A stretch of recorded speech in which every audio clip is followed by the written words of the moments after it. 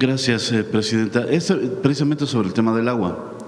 Estaba revisando que el 14 de mayo estuvo también aquí Efraín y ese día nos presentó varias de las obras que hoy está también exponiendo y nos aseguró que a partir del 15 de mayo entraban en operación y que a partir de esa fecha ya no habría inundaciones en la zona oriente del Estado de México, Efraín.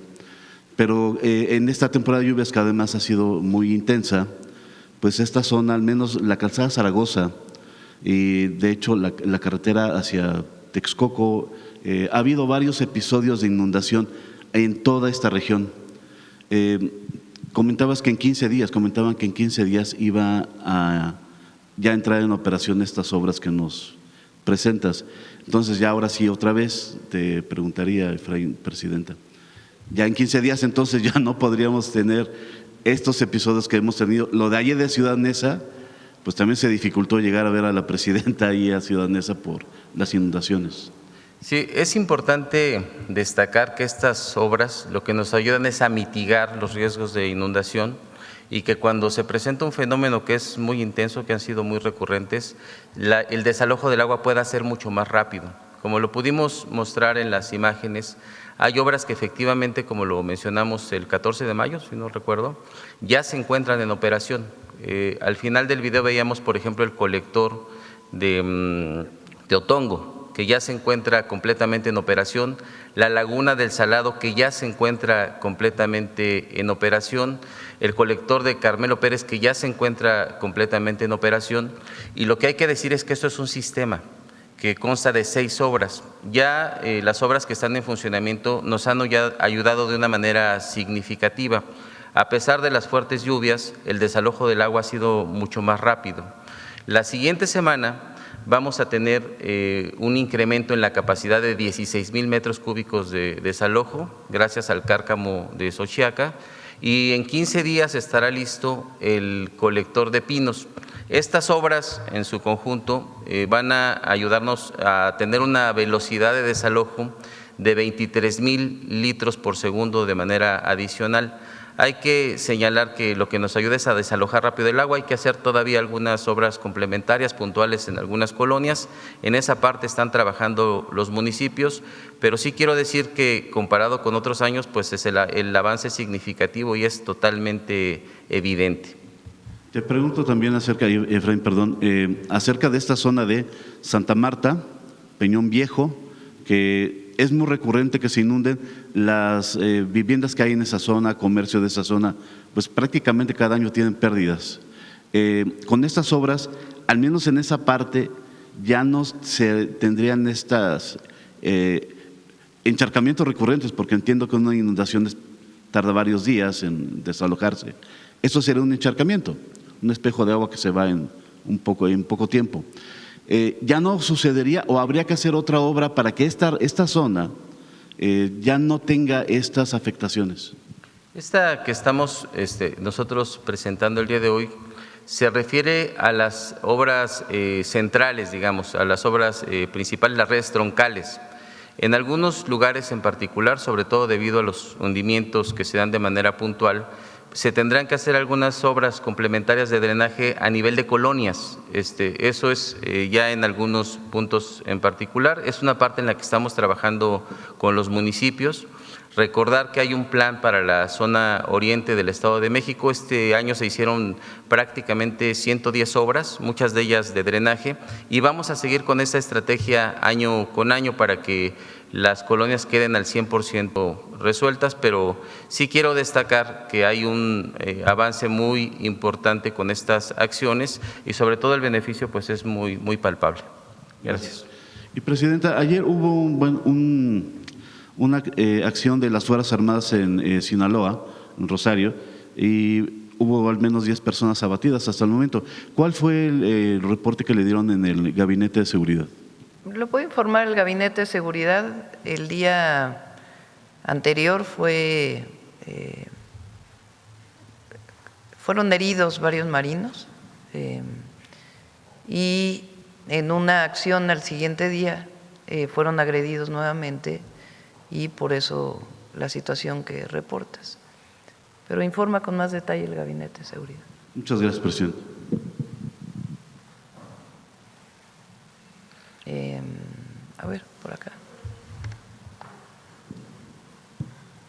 Buen día, presidente. Oscar Zamudio para Sagacín del Estado de Hidalgo. Este fin de semana, presidente, usted realizó una gira por el estado. Acércate más el micrófono. Usted realizó una gira por el estado de Michoacán, presidenta, dando seguimiento al plan Michoacán por la Paz. Usted habló durante esta gira de seguridad, bienestar, vivienda, turismo comunitario y anunció una reducción del 46% en homicidios dolosos. ¿Qué acciones en concretas cree que es lo que se haya, cuáles son las que se hicieron que están dando como resultado esta disminución en homicidios? Bueno, hay, como ustedes saben, una presencia muy importante de la Guardia Nacional de Defensa, Marina en la parte del Pacífico y el trabajo de detenciones que se ha venido haciendo. Y el plan Michoacán contempla una serie de acciones de principalmente reactivación económica y programas de bienestar.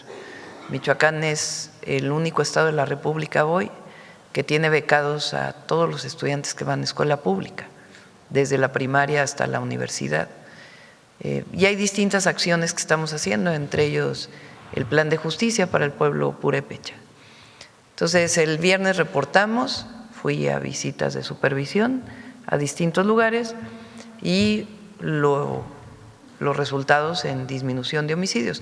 Y seguimos trabajando en el tema de seguridad en Michoacán.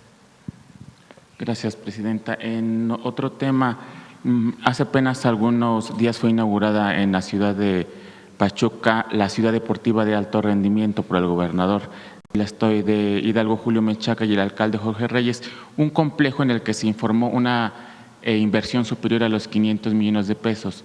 En su última gira por el estado de Hidalgo se menciona la posibilidad de que Pachuca fuera la sede de las próximas Olimpiadas juveniles en el 2027. Saber si usted y la CONADE han tomado una decisión al respecto. Bueno, lo tiene que tomar Rommel Pacheco, pero sí es una de las sedes que se están planteando.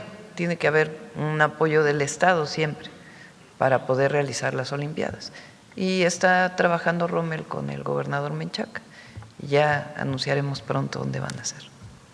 Por último, presidenta, en un tema del Mundial, pues ayer concluyó la participación de la selección mexicana. Saber si tiene usted planeado reunirse con la selección. Bueno, vamos a ver si en algún momento vamos a comunicarnos con la federación. Yo creo que todos tenemos que estar muy orgullosos del papel de la selección, la verdad.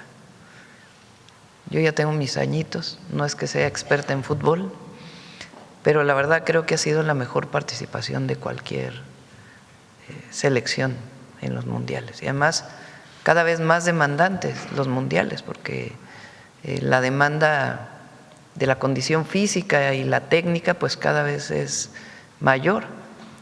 Y ayer también jugaron muy, muy bien. Y además, pues el momento que vivió México de mucho orgullo, esperanza, unidad, que fue pues algo muy especial. Y pues como puse ayer en mis redes sociales, la anfitrionía de México pues fue algo especial, reconocido por todo el mundo. Entonces tenemos que sentirnos muy orgullosos de la participación de la selección y de cómo el pueblo de México recibió a la afición que vino a visitarnos. Y esto que nos ayude hacia adelante. Por eso siempre vamos México. ¿Algún mensaje para quienes hoy están un poco tristes o decepcionados? Decepcionados, no, pues siempre, obviamente nos hubiera gustado que ganara la selección, pero hay que tener ánimo y reconocer el esfuerzo y seguir hacia adelante. Y vamos a insistir mucho con la federación, estuvo aquí presente, en la formación de escuelas deportivas. Nosotros, por nuestra parte, lo vamos a seguir haciendo.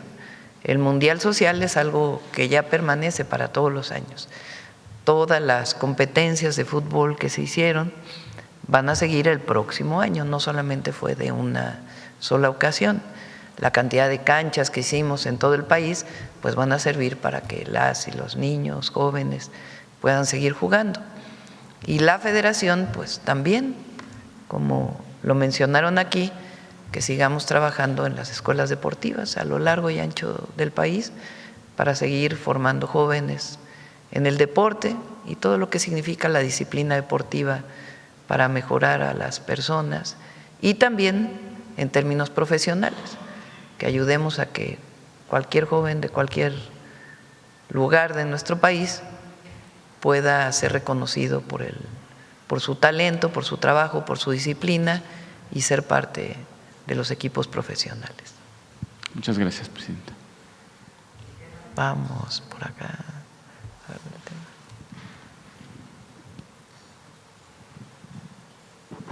Gracias, buenos días, presidenta. Buenos días a todos. Sandra Aguilar de Grupo Informativo. Quiero aprovechar, presidenta, para ahorita que está el secretario de Educación. ¿Sí está el secretario? Bueno. No, estaba hace rato porque teníamos algo pendiente que platicamos. A su gente. Bueno, yo quería preguntarle si tendrán información. Sabemos que está por terminar este ciclo escolar 2025-2026. Asimismo, pues la implementación de este programa de vida saludable. En ese sentido, pues nosotros queremos saber, primeramente, si este proyecto ya tenemos algún balance y si continuará para el siguiente ciclo escolar. Dieron una conferencia de prensa hace unos días Mario Delgado y Zoé Robledo, porque a través del IMSS se realizaron los estudios de las niñas y los niños, principalmente en primaria, y hay resultados de esta revisión. Se pide a las y los papás, mamás, que una vez que recojan un reporte de qué fue lo que encontraron las enfermeras, los enfermeros, médicos en algunos casos, para sus hijos, pues que puedan ir a una revisión.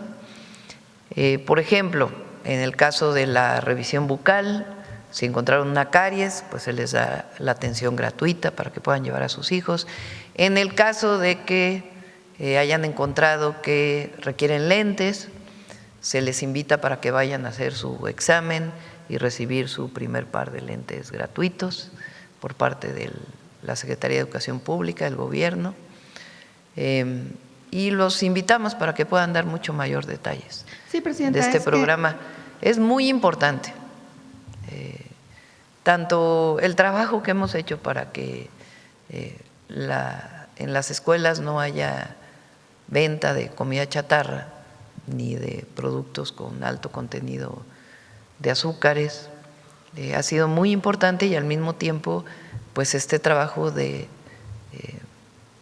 reconocimiento de en qué condición está la infancia en nuestro país, y trabajar conjuntamente madres y padres de familia, el gobierno y maestras y maestros para apoyar a nuestras niñas y niños.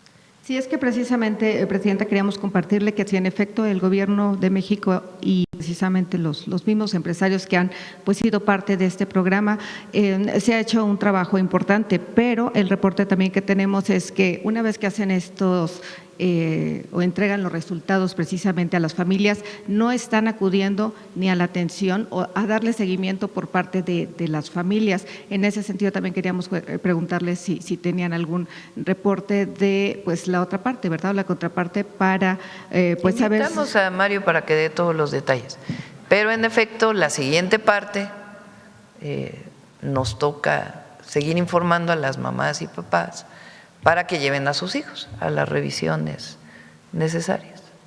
Recuerden que si se atiende algún asunto de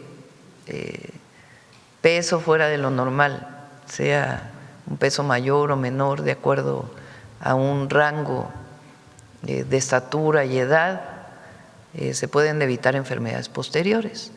O si una niña o un niño tiene algún problema de la vista y tiene la posibilidad de adquirir los lentes de manera gratuita, pues va a aprender y recibir una mejor instrucción. Entonces, esta parte de unir a padres de familia, madres de familia y al gobierno para seguir avanzando en la salud de nuestros hijos. En otra pregunta, presidenta, una vez que ha iniciado este programa de credencialización, que ya están, por cierto, acudiendo, agradecemos también la atención al tema que aquí se registró. Tenemos ya información que ha sido el caso presentado aquí positivo. ¿Ya se tiene fecha para iniciar o ya tienen alguna fecha para iniciar precisamente este servicio universal de salud? Empieza el próximo año. Ya vamos a dar la información de las tarjetas, son ya más de 1 millón de personas que se han registrado. ¿Cuántos son ahora? 1.200.000 adultos mayores. Recuerden que empezamos con adultas y adultos mayores en la credencialización del Servicio Universal de Salud y va avanzando. Y en enero iniciaría esta posibilidad de poder compartir servicios en los 3 institutos principales de salud. Finalmente, Presidenta, una vez que ha terminado pues el Mundial, ya nos compartió en efecto su sentir. También comentó que al finalizar estarían presentando de alguna manera, pues se abriría este debate de la regulación de la IA, saber si ya tienen este plan y también saber si ya se tiene una fecha para iniciar. Bueno, vamos a iniciar con un proceso de información y debate, vamos a ponerlo así. Terminando el Mundial, después del 19 de julio, esa semana vamos a presentar sobre plataformas digitales y el impacto en la salud mental de las niñas y los niños, muy importante. Muchísimos estudios hablan de la adicción que se genera a través de las redes sociales y de las plataformas. No se trata de prohibir, sino de informar y generar condiciones de regulación entre todas y entre todos. Y también sobre la inteligencia artificial, sustentados en la encíclica del Papa y esta crítica que hace a la inteligencia artificial. Vamos a iniciar también un proceso de debate de qué es la inteligencia artificial, quién controla la inteligencia artificial, cómo se desarrolla y qué debemos aprender las y los mexicanos para poder establecer, si así lo decidimos, procesos de regulación de la inteligencia artificial. Finalmente, o de normatividad. Gracias, Presidenta. Finalmente, hoy el Financiero publica una encuesta, 68% de aprobación de cómo lleva precisamente su gobierno. Su opinión, Presidenta, conocerla. Bueno, decir que vamos a seguir trabajando para el pueblo de México. Siempre ahora que primero estuvimos en Chiapas hace una semana y este fin de semana en Michoacán, es enorme pues el apoyo que hay. Y no es a la presidenta, sino al proyecto de nación que representamos. Le agradezco, Presidenta. Gracias. Buen día. Bueno, vamos de este lado. A ver el compañero atrás. Ahí de en medio, que está junto a Basta. Anda. Él. No, acá a un lado, sí, porque ya preguntaron mucho por acá. Presidenta, buenos días. Javier Pérez de HCTV Noticias. Pues fin de semana, ahora sí que emocionante, pero sobre todo quisiera preguntarle cómo se la pasó en Ciudad Neza, primera vez que yo veo en lo particular un presidente de la República en este municipio. ¿Qué fue lo que vio, lo que percibió alrededor suyo con la gente de Ciudad Neza?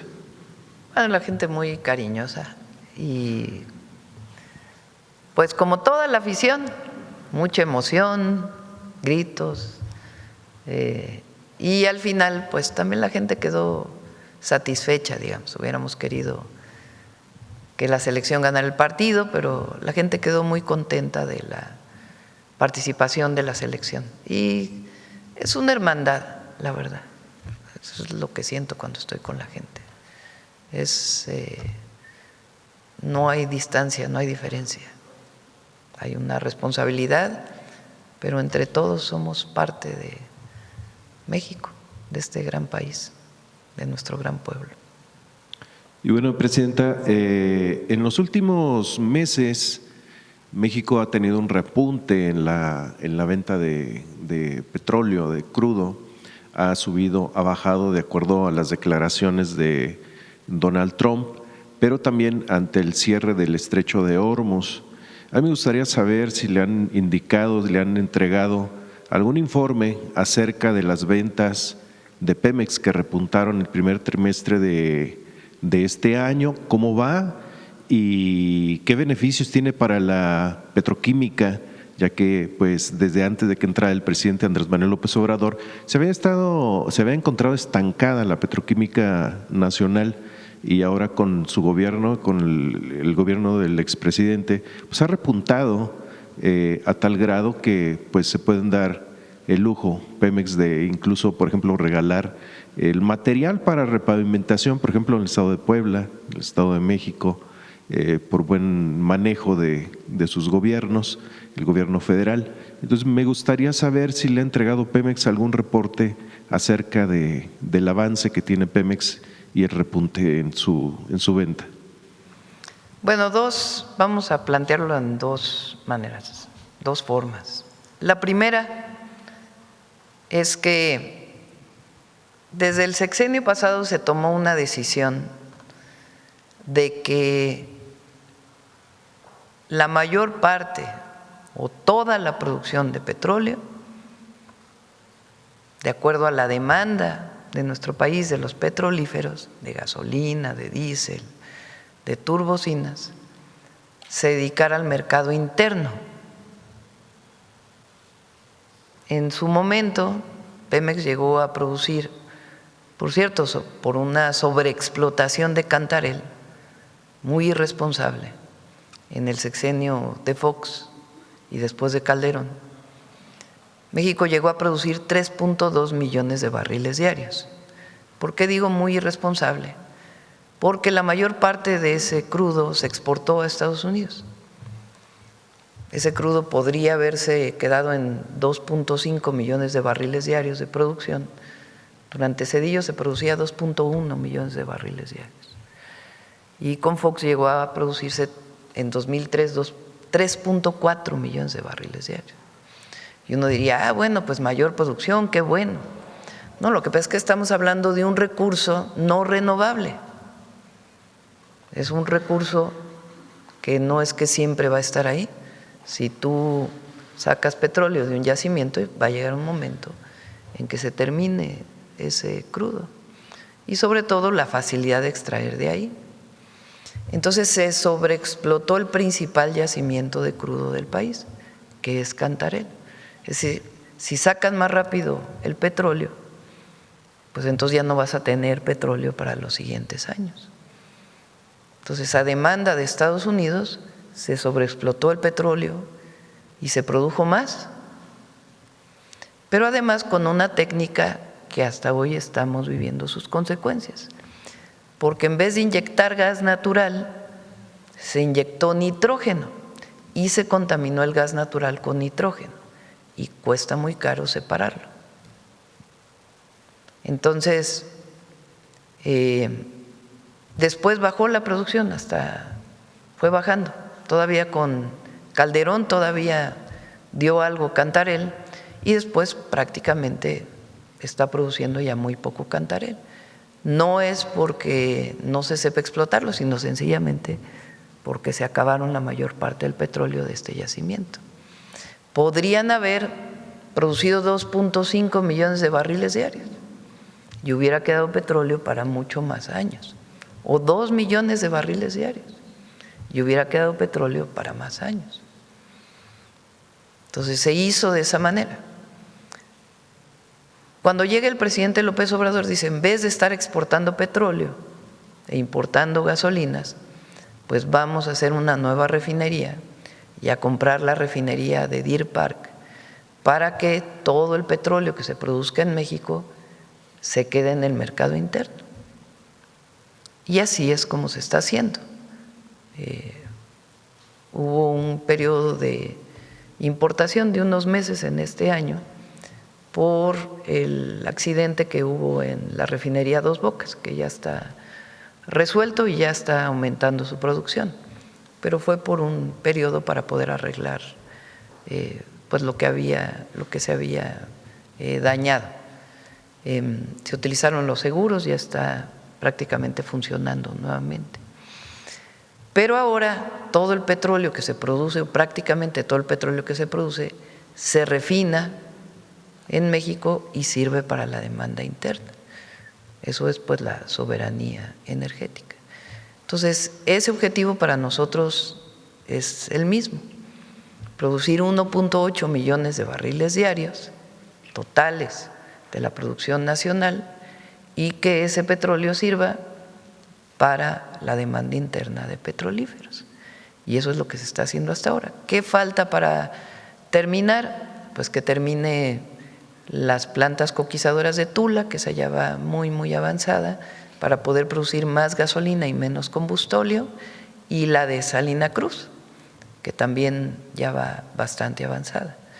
Es una mejora de las refinerías antiguas que tenía México desde años atrás, de las 6 refinerías, para que no se produzca un combustible que antes se usaba para generación eléctrica, pero que es muy sucio, genera mucho producción de azufre, de monóxido de carbono, de óxidos de nitrógeno y de gases de efecto invernadero. Entonces ya no se produce tanto combustóleo, se produce gasolina, se produce diésel y queda un producto que es el coque, que ese pues se vende para otros usos, por ejemplo para las industrias cementeras. Entonces ese es el objetivo, 1.8 millones de barriles y que todo sirva para las refinerías nacionales y para Deer Park, que allá pues se adquiere el petróleo directamente de Texas, se refina, alguno viene para México, otro se vende allá, pero ese ingreso sirve para los ingresos de petróleos mexicanos. Entonces esa es la visión hoy de Petróleos Mexicanos y se va avanzando muy bien. Cada día aumenta la venta de gasolina, diésel, de petróleos mexicanos, porque recuerden que con la reforma energética, y eso permaneció, se puede importar gasolina y diésel por privados, pero la mayor parte de las ventas vienen de Pemex. Entonces esa es la visión. El caso de la petroquímica pues ya es para otros usos, para plásticos y otros usos para químicos, que no es necesariamente el uso de combustibles. En este sentido, Presidenta, pues saber también si hay un avance en las pláticas con Petrobras. Es muy ambicioso el tema de explotar el Golfo de México, replantear la explotación de algunos también, algunos pozos que ya se han explotado, ver cómo va esta situación y pues saber cuál es el plan, que debe haber un plan ambicioso aparte de la explotación de estos mantos. Hay una parte muy importante que es la exploración.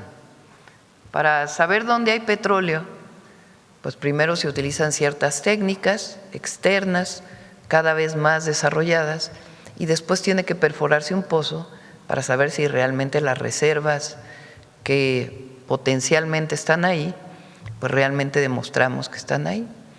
Entonces, esta parte de exploración nos va a ayudar mucho Petrobras, porque ellos han desarrollado nuevas técnicas para la exploración de petróleo, particularmente en aguas profundas. Por ejemplo, se está viendo si en Cantarell, o es uno de los objetivos, en el yacimiento de Cantarell, que dio por tanto tiempo petróleo a México, en una zona más profunda se puede encontrar más petróleo. Y esas técnicas las ha desarrollado pues la mejor empresa que ha desarrollado estas técnicas hasta ahora de todo el mundo es Petrobras, estas técnicas de exploración, y ese es el objetivo de trabajar con ellos en las técnicas de exploración. Y ya puede venir el director de Pemex y la secretaria de Energía para platicar con más detalle. Por último, Presidenta, si me permite, y abusando del micrófono, hace años algunos periodistas nos tocó verla precisamente pelear por la defensa energética. Hay fechas que han marcado nuestro país, 1937, 1960. 38. 1938, sí. En su gobierno debe haber un plan ambicioso precisamente con el tema del petróleo. Está en la industria aeronáutica, está la industria automotriz, ahorita con el tema de Olinia. ¿Qué más, desde su perspectiva, puede ver el pueblo mexicano marcando una fecha como precedente como de la Cuarta Transformación? Bueno, Nosotros hicimos Le algo agradezco. muy importante en términos de el fortalecimiento de Pemex y de Comisión Federal de Electricidad, las dos empresas públicas del pueblo de México. La primera fue modificar la Constitución para revertir una parte de la reforma energética de 2013, cuyo objetivo era desaparecer a Pemex y a Comisión Federal de Electricidad. ¿Qué hicimos? Le regresamos su carácter de empresas públicas, muy importante. Y la otra, modificamos la ley para que Pemex, en vez de ser subsidiarias, empresitas dentro de una empresa, recuperara de nuevo su integración vertical. Entonces, Pemex ya es una sola empresa, ya no son subsidiarias. Eso le da mayor eficiencia en su desarrollo a Pemex. Eso por un lado. Por otro, lo que ya expliqué del petróleo. Y por otro, la transición energética, que México no solo tiene petróleo, México tiene sol, México tiene viento, y son energías limpias que permiten que haya menos impactos ambientales. Entonces, estamos trabajando, como lo presentamos aquí, en la transición energética, caminar hacia mayor participación de las fuentes renovables de energía en la electricidad que consumimos. Y ese es el objetivo más importante de aquí al 2030, mantener la producción de petróleo en 1.8 millones de barriles, mejorar todas las refinerías, que prácticamente disminuya al máximo la importación de gasolina, de diésel, de turbocinas, y que ya ha disminuido mucho, pero disminuirlo todavía más, y al mismo tiempo caminar hacia la transición, hacia fuentes renovables de energía. Vamos por acá, después de hablar de la selección y energía, vamos a hablar de, a ver, Nancy, y luego acá. Gracias, Presidenta. Buenos días a todas y a todos. Presidente, este fin de semana se dio a conocer la vinculación por parte de un juez federal, vinculación a proceso contra Jesús Gabriel Pérez Rodríguez. Él está acusado de un presunto desvío de recursos públicos por más de 5,000 millones de pesos. Destaca que se trata de un ex colaborador de Genaro García Luna, se desempeñaba como director general de desarrollo tecnológico en los penales federales. Preguntarle si la unidad de inteligencia financiera ya le dio más información acerca de la recuperación de estos más de 700 millones de dólares que habría defraudado Genaro García Luna con todos estos funcionarios que eran parte de su camarilla cuando se desempeñaba como secretario de Seguridad en el sexenio de Calderón, y pues qué tanto abona este caso de esta persona para esa recuperación de tantos recursos públicos, Presidenta. Abona mucho, y vamos a traer a la UIF para que pueda platicar tanto de la recuperación de bienes en Estados Unidos, de ese juicio, como otros temas relacionados con este personaje, no sé qué de objetivo, nefasto, que coordinó la Secretaría de Seguridad Pública en el gobierno de Calderón, que fue parte del gobierno de Fox, que hoy está preso en Estados Unidos, y que después de terminar su participación en el gobierno como funcionario, se dedicó a hacer negocios. Durante su gobierno y después de su gobierno, con desfalcos a la hacienda pública. Entonces no podemos dejar de hablar de García Luna, porque muestra pues lo que fueron aquellos sexenios y cómo la seguridad pública estaba en manos de un personaje nefasto, lo repito nuevamente, al que se le encargó la guerra contra el narco y resultó apoyar a un grupo del narcotráfico. Por cierto, mañana vamos a traer la mañanera este caso que recientemente fue difundido por un periodista de cómo fue y las consecuencias de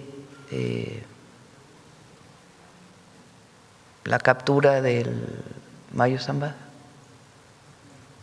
Porque más allá de que obviamente es un narcotraficante y es una persona que tenía orden de aprehensión en México y que nadie lo va a defender a él, sí hubo, de acuerdo con este reportaje y de un trabajo que hemos venido haciendo desde que salió este reportaje, de la manera en que Estados Unidos actuó, o algunas agencias de Estados Unidos actuaron. Y lo que en su momento dijo el embajador de Estados Unidos en México, que no tiene nada que ver con lo que en realidad presuntamente ocurrió. Entonces es muy importante hablar sobre este tema, muy importante, porque evidentemente todos en nuestro país actuamos en contra del narco y de las organizaciones criminales, pero también defendemos al mismo tiempo la soberanía y tienen que esclarecerse hechos. Y eso es muy, muy relevante. Entonces mañana vamos a hablar de ese tema. Hoy tenemos otra reunión, porque es muy importante además que sea una línea de tiempo. Desde el 2000, por ejemplo, hasta la fecha. Muy importante. Y particularmente de ese momento, agosto, septiembre del 2024, octubre del 2024. ¿Y cómo fue ese episodio? ¿Qué fue lo que las autoridades mexicanas, las autoridades estadounidenses le dijeron a México? ¿Y qué es lo que sale ahora?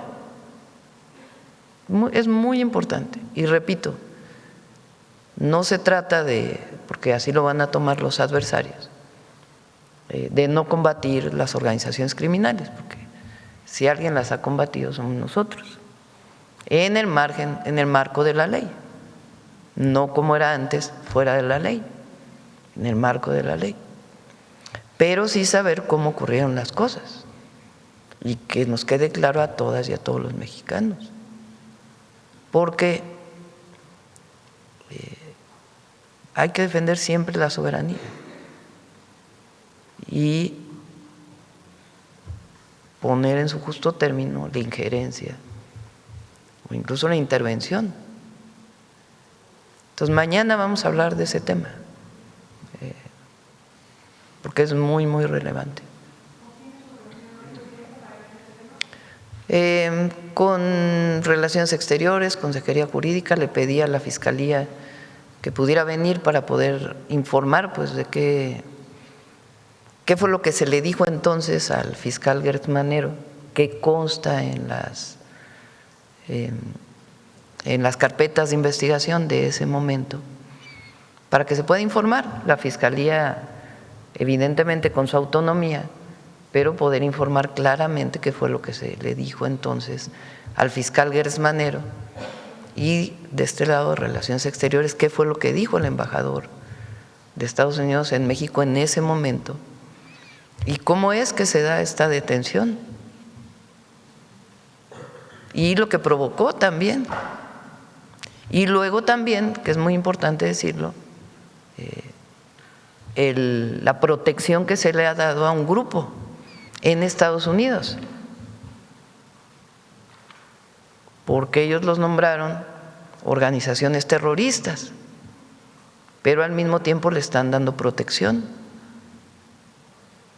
Entonces es importante que esto se abra, se discuta. Repito, independientemente del trabajo que estamos haciendo todos los días para actuar contra los grupos delincuenciales, contra la delincuencia organizada, porque eso es un asunto de todos los días. Todos los días se trabaja en ello, si no, pues no tendríamos la disminución de homicidios que hemos logrado.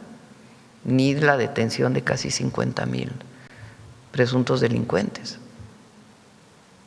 Y que justamente en este contexto de la línea de tiempo, pues sí se revise también lo que ocurrió en el sexenio de Calderón con Genaro García Luna al frente de la Secretaría de Seguridad Pública, cuando se abrió totalmente la participación de agencias extranjeras, la CIA, la DEA, la ATF, etcétera, en México, y que es violatorio a la soberanía también en esos momentos, al igual que con el caso del Mayo Zambada. Y la protección que le dieron a un grupo delincuencial. Sí, al cártel de Sinaloa, claramente. Y ahora a los Chapitos, ¿no?, que es la facción a la que están beneficiando en Estados Unidos. Presidenta, también preguntarle, porque este fin de semana se dio a conocer la detención de Hilda Lozoya Austin, hermana del exdirector general de Petróleos Mexicanos en el sexenio de Enrique Peña Nieto. A ella se le detuvo por su presunta participación en un esquema de lavado de dinero que conecta con la compra de la planta chatarra de agronitrogenados y cómo pues se desvió recurso de la petrolera. Preguntarle si su administración colaborará en esta, digamos, en este expediente, si hay todavía más evidencia que pueda aportar Petróleos Mexicanos y si se hará una revisión profunda de lo que ocurrió en la petrolera en los sexenios también neoliberales, sobre todo en el sexenio de Enrique Peña Nieto, cuando se hicieron muchos fraudes a la nación como este de agronitrogenados, Fertinal, etcétera. Sí, le pedí a la Fiscalía que informara con más detalle la participación de esta persona, de la hermana pues de Lozoya en este fraude, que fue la compra de una empresa que en su momento se había privatizado por un monto mucho mayor de lo que en realidad valía, para beneficiar al dueño de Altos Hornos entonces y a algunas otras personas, incluso presuntamente al director de Pemex de entonces. Entonces, la Fiscalía espero que lo pueda informar con más detalle, y también aquí podemos presentar el caso completo, cómo fue que se hizo este fraude a Petróleos Mexicanos y a la nación. Y también saber si Alonso Ancira ya acabó de pagar los… No ha acabado de pagar, y también por eso se reavivó esta orden de aprehensión, pero también que lo explique la Fiscalía. Presidenta, también en otro tema, y aprovechando que está aquí el Procurador Federal del Consumidor, en el caso de la fianza de Telcel, Contralínea ha documentado ya que justamente esta fianza solamente se hizo opcional para los nuevos contratos, es decir, todos los clientes que ya tenían planes de servicio de telefonía móvil siguen siendo obligados a pagar la fianza cada año, y que se va pues a la propia fianzadora del grupo Inbursa. Y además, bueno, esto no sería lo peor, o sea, lo peor es que los nuevos contratos, quienes deciden no pagar esa fianza, pues se les obliga a hacer un pago que se les devolverá a los 10 años, a ver si al procurador le fue informada estas condiciones que vienen ahora en los nuevos contratos, y que todos los clientes anteriores de planes de telefonía móvil pues no les aplica esta opción de no pagarlo.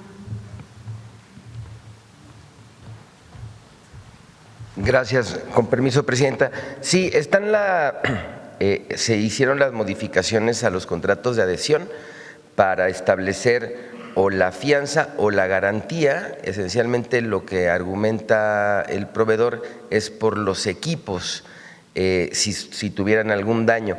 Hemos estado trabajando a partir del caso que has planteado en las mañaneras, Nancy, hemos estado trabajando con el proveedor para hacer de estos contratos esquemas mucho más justos. Entonces, si me das oportunidad en el transcurso del día, te digo cómo van los avances y te hacemos llegar una tarjeta, si me lo permites. Gracias. Gracias, y Presidenta. Finalmente, Presidenta, sobre estas obras de los colectores de agua, saber si hay algún plan federal para que toda esta agua pues no se vaya al drenaje, sino que se pueda captar y reciclar? Eso se lo pregunto porque pues a nivel global estamos enfrentando una crisis de agua y México no es la excepción. Entonces sería muy importante que esta agua de lluvia se pueda captar y que sea para uso humano. La mayor parte de esta agua va a una planta de tratamiento que es la de Atotonilco y se utiliza para riego después. Siempre se usó para riego, nada más que antes eran aguas negras. Y ahora, pues desde hace tiempo ya funciona esta planta de tratamiento y nosotros estamos todavía saneando hacia Tula con el objetivo de que esta agua pueda por lo menos utilizarse para riego. ¿Cuál es la complicación de utilizarla de manera reciclada para regresar a consumo humano? Es que en la Ciudad de México y en la zona metropolitana por muchos años, bueno, fue el diseño que se hizo, se mezclan el drenaje y el agua de lluvia. Y entonces el reciclaje para consumo humano pues representaría, es más, ni siquiera hay una norma exacta para poderlo hacer directamente, pero sí se utiliza para riego. Gracias, presidenta. Gracias. Bueno, vamos de este lado.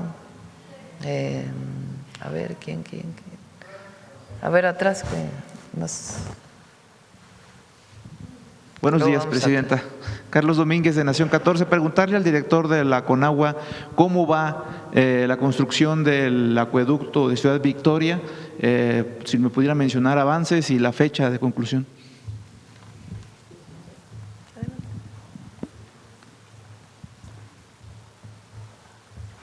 Con su permiso, presidenta, buenos días a todos y todas. El acueducto de la segunda línea de Ciudad Victoria está por concluirse ya la línea de conducción está prácticamente terminada y vamos a hacer la licitación de 2 plantas de rebombeo más un tanque y estará terminándose alrededor de julio del próximo año. El gobierno del estado está encargado de la potabilizadora y más o menos tiene las mismas fechas. Entonces yo creo que podemos estar arrancando todo el sistema en julio del próximo año. ¿Se cumplirá con los montos? ¿No ha aumentado el costo de esta obra? No ha aumentado. Estamos en los montos. Los contratos actuales, que son 2, no tuvieron ningún extraordinario, ningún ajuste de costos. Y la licitación que viene estaba establecida ya desde los montos que se han mostrado en este espacio. Muchas gracias. Presidenta, en otro tema también de agua, hace aproximadamente un año le mencioné aquí el tema de en la capital potosina, el estrés hídrico que sufre la ciudad a consecuencia de una malas 2 obras, por un lado la presa El Realito y por otro el acueducto.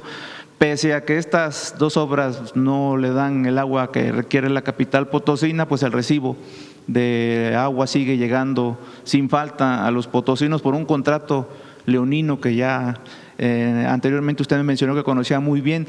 El problema es que pese a que no se resuelve el tema, hay un gobierno estatal que le echa la culpa al municipio y a cualquier actor político sin meter las manos, cuando el tema pues lo pudieran resolver allá en el estado.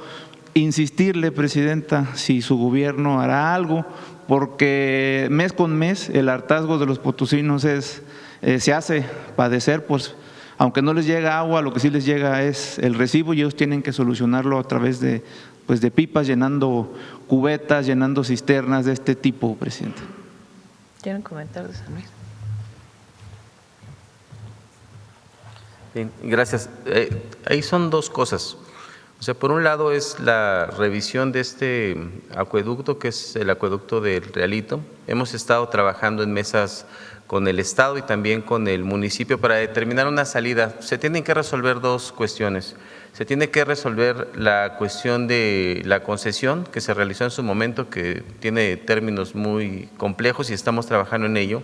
Y la otra es la reparación de la infraestructura, que es la razón por la que no llega el agua en las condiciones que debiera llegar. Hay una mesa tripartita y estamos próximos a encontrar una salida. Con mucho gusto la podemos compartir al final, te podemos informar exactamente en qué va.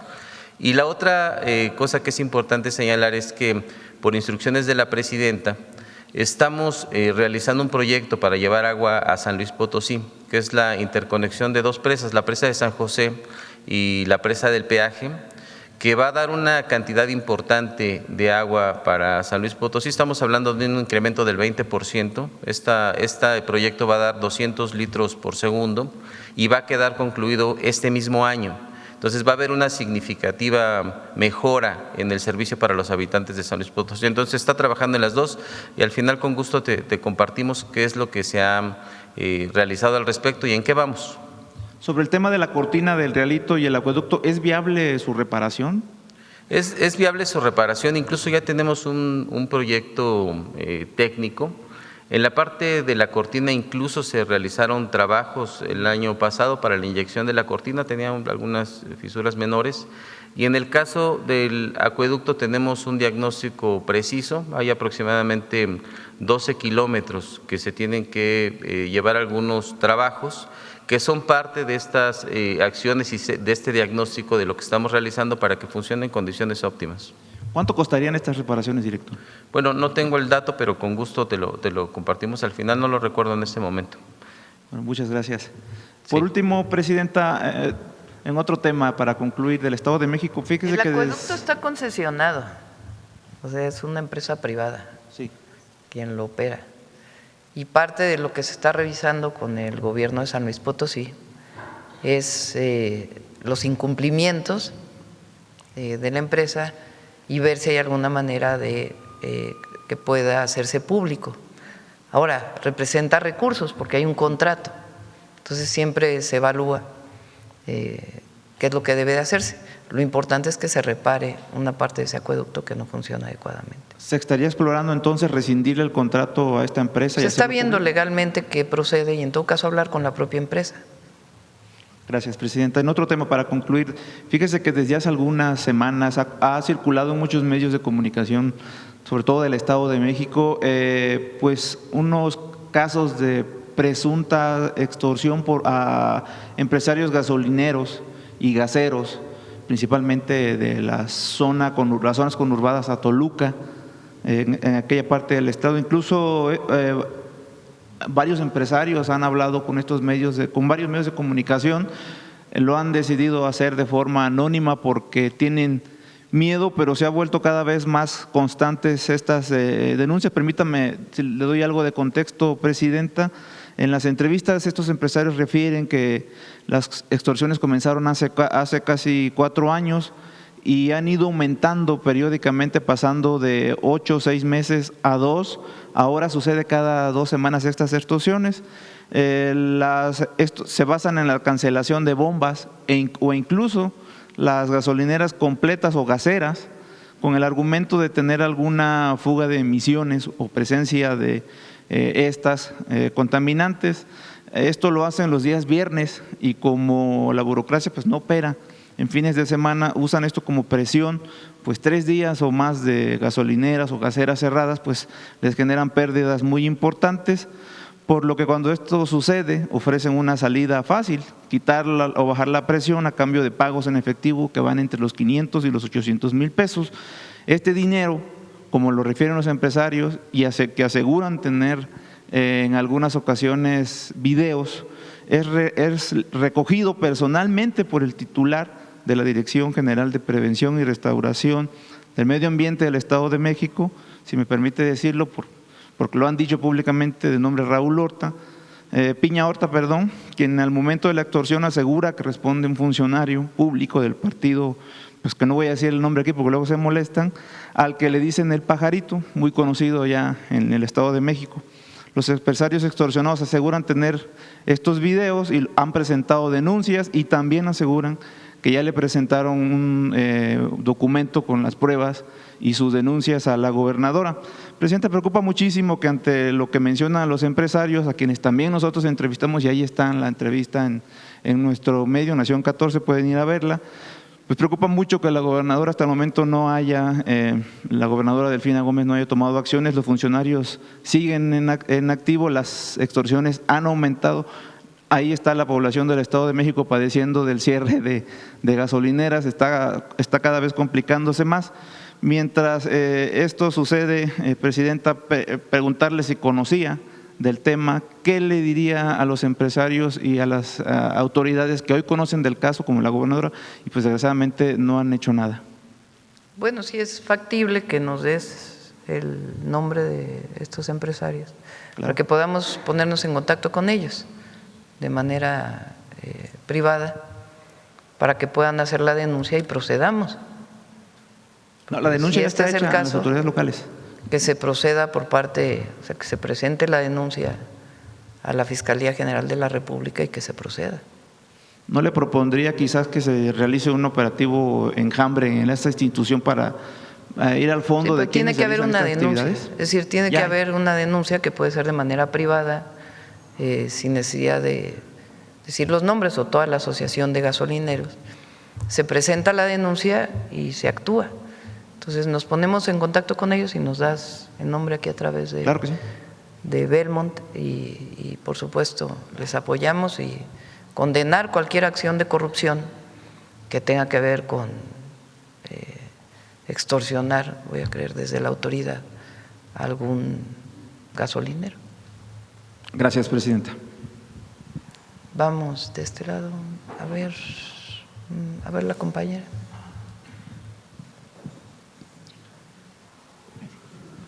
Buenos días, Presidenta. Adriana Santos del Soberano. Primero, plantearle que de acuerdo con el sistema de indicadores cíclicos se prevé un mejor desempeño económico durante el segundo trimestre de este año. ¿Cuál es su opinión y por qué cree que estas cifras se están dando a conocer justamente con el repunte económico de nuestro país?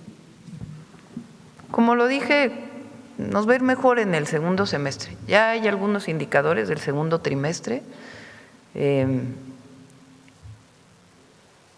Primer trimestre es enero, febrero, marzo, abril, mayo, junio, es el segundo.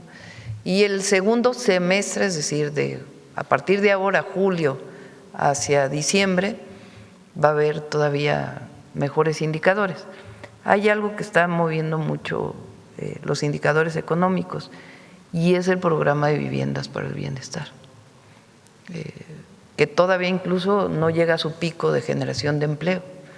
Entonces está ayudando mucho ese programa porque la construcción es una industria que potencia en general el crecimiento y el desarrollo económico y genera empleo. Entonces esto está ayudando mucho y otros sectores de la economía, por ejemplo, autopartes está creciendo de manera muy importante y otros sectores de la manufactura, electrónico también está creciendo de manera muy importante y pues los programas de bienestar ayudan a la población a tener más recursos para impulsar la economía desde abajo. Presidenta, retomando un poco de la gira que tuvo este fin de semana por Michoacán, donde realizó acciones en el marco del Plan de Justicia, me gustaría también que nos comentara por qué es tan importante que ahora con el gobierno de la 4T se esté reconociendo a esta población que en otros gobiernos se tuvo pues en el olvido. Estamos haciendo varias acciones en el Plan de Justicia.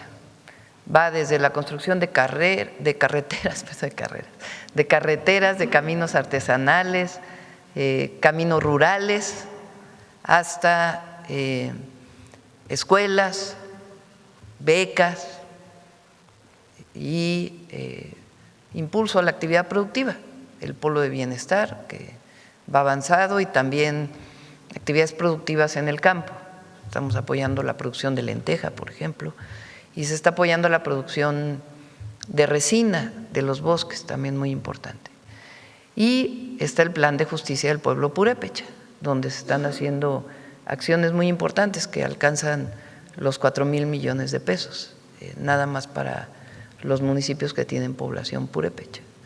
Entonces, se va avanzando y como lo dije el viernes, uno de los grandes temas que tenemos que seguir avanzando y le he dado instrucciones al Gabinete de Seguridad, que ese es el tema que tenemos que atender en Michoacán, es la extorsión a ciertos sectores de la economía que todavía siguen impactando. Y está trabajando de manera muy fuerte el Gabinete de Seguridad en ese sentido. Y no lo pide la gente, y estamos trabajando en ello. Finalmente, Presidenta, si nos podría compartir más detalles de la ayuda humanitaria que México está enviando a Venezuela. Sí, a ver si te pasa el general lo que presentó hoy en la mañana. ¿Sí lo tienes? Sí.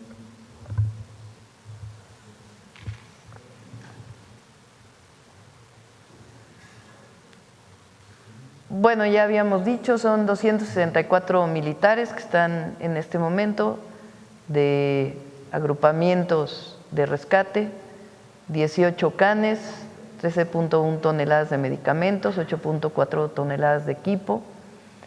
Y si pasas a la siguiente, fueron condecorados por la presidenta de Venezuela, 2 personas rescatadas, 80 cuerpos recuperados, un can rescatado, 1988 consultas médicas, una intervención quirúrgica, una operación de apéndice que se hizo en el lugar, 13.1 toneladas de medicamentos, 8 plantas generadoras de electricidad y 71.2 toneladas de insumos, y ya salieron 2 barcos para Venezuela que llevan insumos de distinto tipo, tanto de colectas que se hicieron en nuestro país, civiles, como también de gobiernos de los estados que van para allá, que tienen medicamentos, alimentos no perecederos y algunos otros insumos.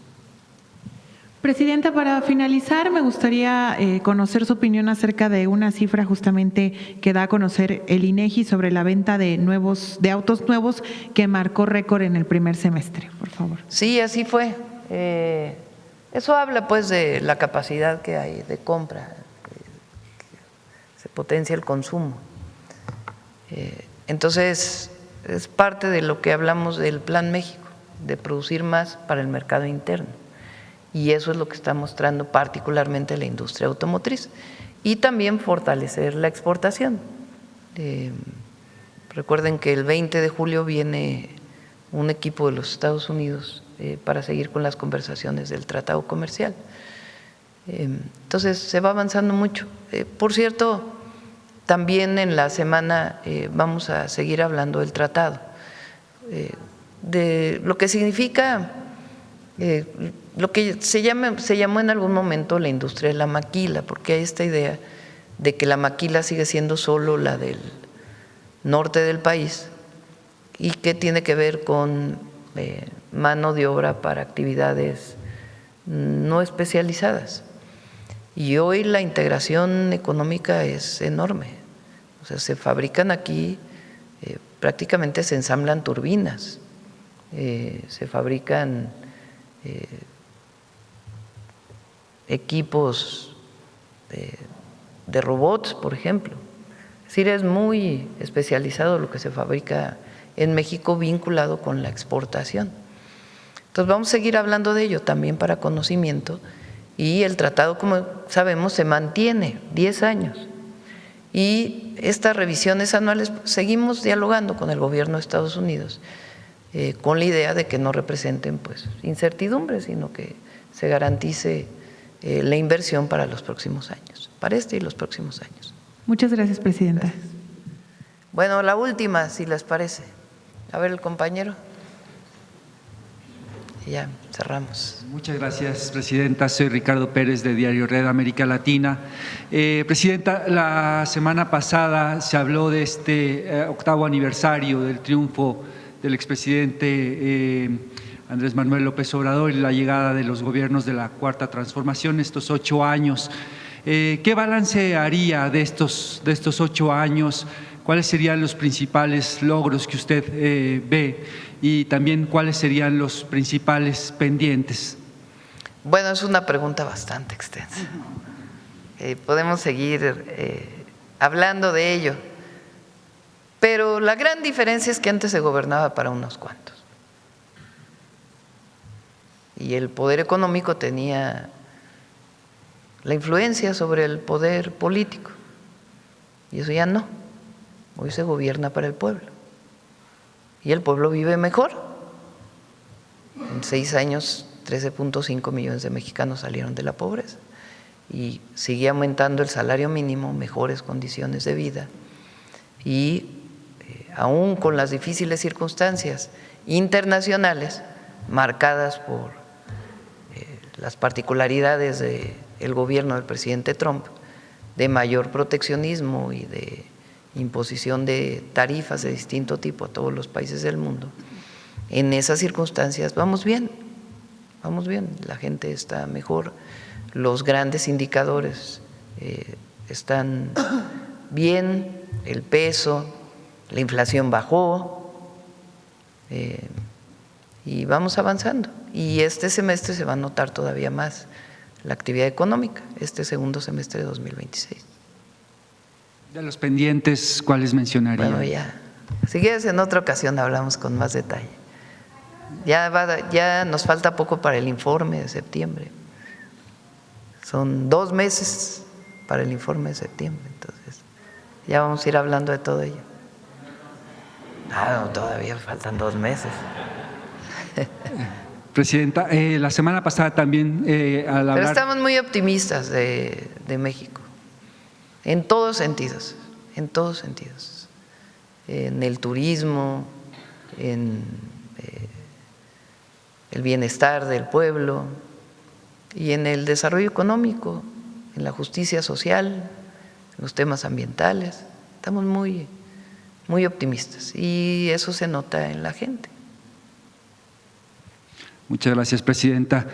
También la semana pasada se habló de este decreto sobre el Instituto Nacional de Estudios Históricos sobre las Revoluciones Mexicanas y en ese momento tanto la Secretaría Ruiz como el doctor Felipe Ávila hablaron de la importancia de ampliar la investigación sobre la extrema derecha y este avance que ha tenido en distintas partes del mundo, pero especialmente en América Latina. Si nos pudiera regalar una reflexión sobre la importancia de poner ojo en estos avances, sobre todo en un momento, Presidenta, en donde la extrema derecha pues, ha llegado al poder en países como Colombia, poniendo, digamos, a una persona ciudadana estadounidense. La semana pasada Iván Cepeda hablaba, incluso pedía que aclarara si era agente de la CIA el presidente electo de Colombia. Y una extrema derecha que ha llegado al extremo de difundir mensajes como el de la semana pasada, en el sentido de que había habido amenazas a jugadores de la selección de Ecuador por parte de organizaciones criminales en México. ¿Qué reflexión nos puede dar sobre este tema, Presidenta? No, lo que me llama la atención es quiénes estuvieron impulsando esa falsa noticia.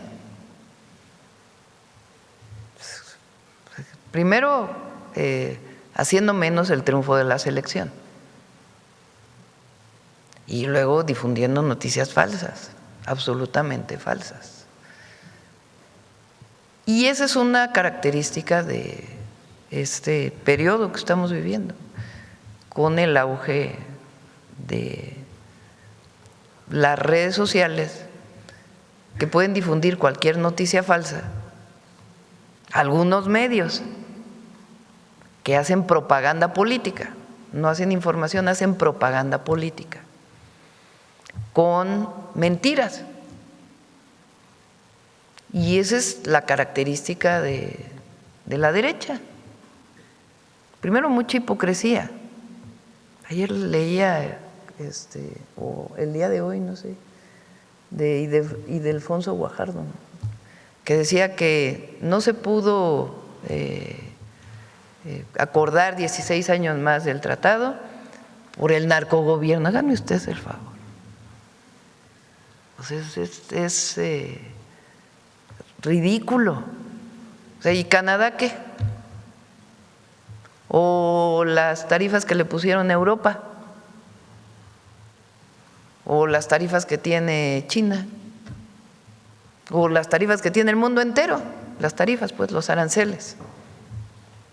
O sea, como si no hubiera una visión hoy del gobierno de Estados Unidos de mayor proteccionismo, que eso es lo que estamos viviendo. Ahora, sí hay, como lo hemos dicho en muchas ocasiones, un vínculo de todos estos grupos a nivel internacional para afectar a gobiernos del pueblo, de los pueblos. El asunto es cómo nosotros logramos garantizar el derecho a la información y al mismo tiempo denunciar permanentemente estas noticias falsas.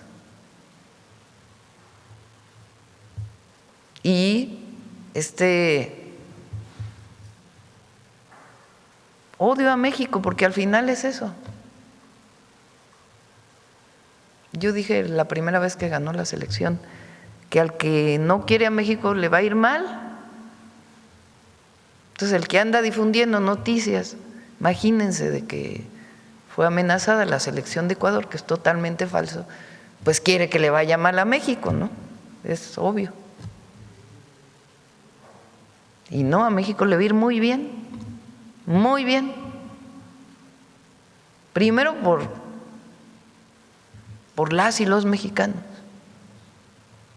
que hay que reconocer este momento que se vivió con la selección y esta unidad, independientemente de las diferencias. Y eso es muy importante, porque todas y todos somos mexicanos.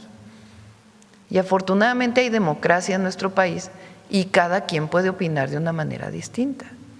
Lo que hay que estar denunciando permanentemente pues son las noticias falsas o estas interpretaciones mentirosas de asuntos públicos.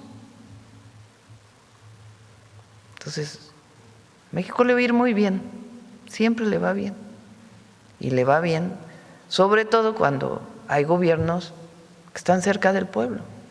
Le va todavía mejor cuando no nos alejamos, cuando estamos cerca de la gente, cuando no traicionamos, cuando avanzamos y reconocemos que por el bien de todos, de todas y de todos, primero los pobres,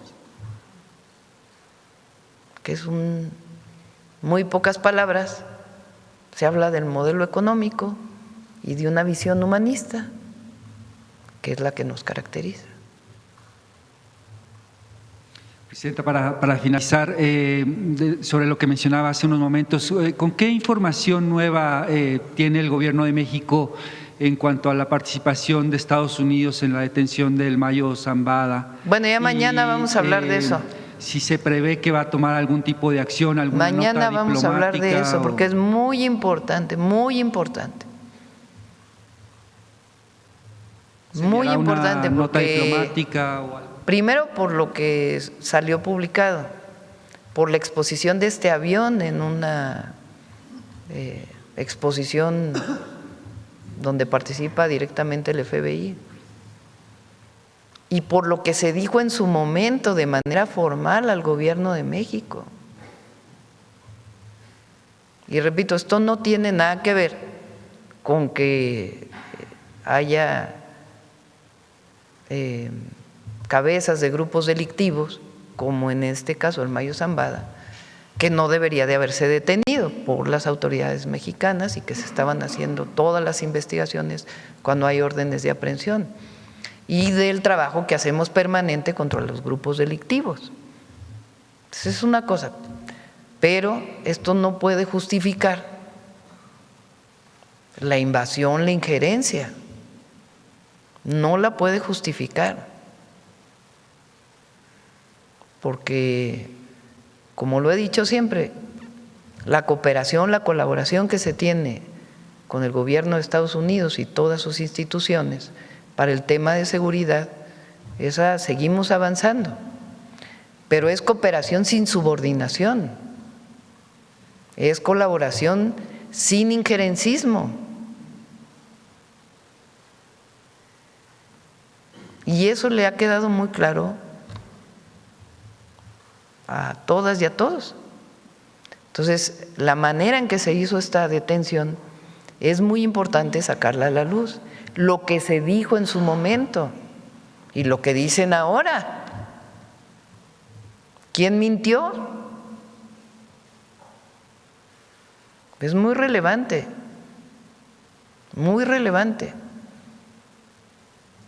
para las autoridades actuales del gobierno de los Estados Unidos y las de entonces. Muy relevante. Porque todo esto, como se dijo en su momento por el presidente López Obrador, y nosotros estamos de acuerdo, tiene que esclarecerse por el bien de México y de la relación bilateral. Muy importante. Repito, la lucha, el trabajo, el cumplimiento de la ley contra la delincuencia organizada no puede justificar bajo ningún motivo la injerencia o la subordinación. Se colabora, porque nosotros no hacemos injerencia allá.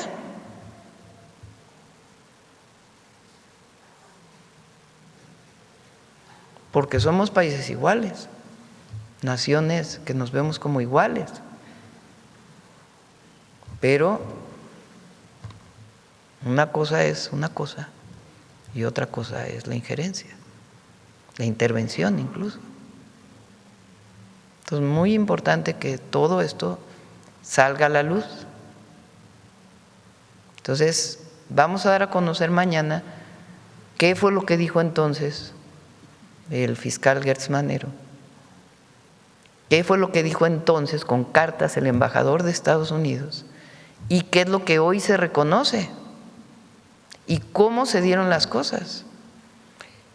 E incluso contra este grupo delictivo, cómo fue que se protegió durante un tiempo y cómo fue que se generó esta pugna interna de este grupo delictivo.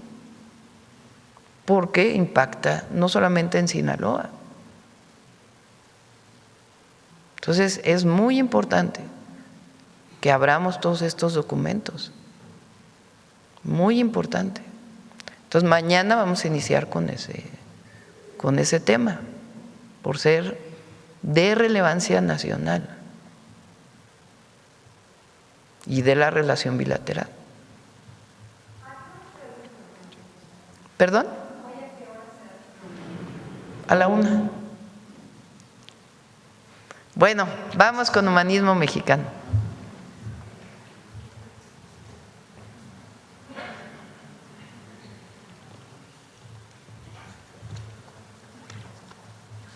Con su permiso, Presidenta, muy buenos días, compañeras, compañeros. Hablando de Chalco, Chalco tiene algo que es muy poco conocido y difundido y reconocido, diría yo, en la historia de la humanidad. Chalco fue la primera comuna creada a mediados del siglo XIX, 3 años antes que la Comuna de París. Y el creador de esa comuna fue un chalquense, Julio López Chávez, que, inspirado en su maestro, Plotino Constantino Rodacanati, un griego extraordinario que impulsó la independencia de Grecia, acudió en apoyo de los húngaros en contra de los austriacos, conoció en París a Proudhon y le interesó tanto la Constitución Liberal de 1857 que llegó a nuestro país en 1861 e impulsó con los estudiantes casas de socorro durante la invasión francesa y creó escuelas, entre ellas esta escuela en Chalco que va a dar origen a esta comuna y posteriormente al primer levantamiento agrario en contra del acaparamiento de la tierra. Veamos la cápsula que en honor a Julio López Chávez hemos elaborado para esta semana. Las rebeliones indígenas han acompañado la historia de México. En el siglo XIX, los pueblos que habían conservado sus tierras después de la época colonial sufrieron despojos por nuevos hacendados y proyectos de capitalismo agrario. En el contexto del debate de la nueva Constitución de 1857, muchos pueblos indígenas exigieron al gobierno la restitución de sus tierras. Sin embargo, los constituyentes no respondieron. Es por ello que en 1868 los campesinos de Chalco y Texcoco volvieron a movilizarse con la misma demanda. Al frente estaba Julio López Chávez, quien organizó la rebelión a la que se sumaron pueblos de Estado de México, Puebla, Tlaxcala e Hidalgo. Julio López Chávez fue discípulo del anarquista griego Plotino Rhoda Canati y organizó en Chalco la primera comuna libertaria de la historia.